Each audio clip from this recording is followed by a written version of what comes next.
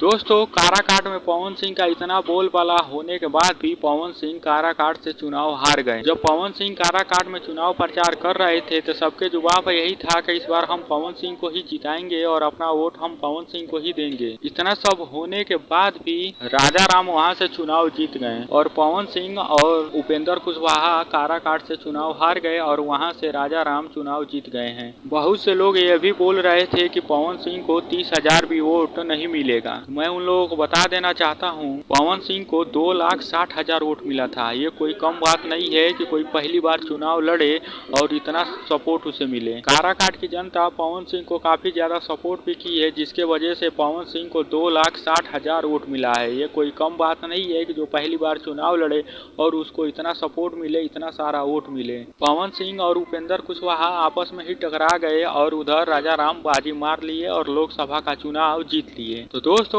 आप लोगों का क्या लगता है कि पवन सिंह इस बार हारे हैं तो क्या अगली बार वो चुनाव लोकसभा का जीतेंगे? तो कमेंट बॉक्स में जरूर बताएं। चैनल पर नए हैं तो चैनल को सब्सक्राइब कर लीजिए।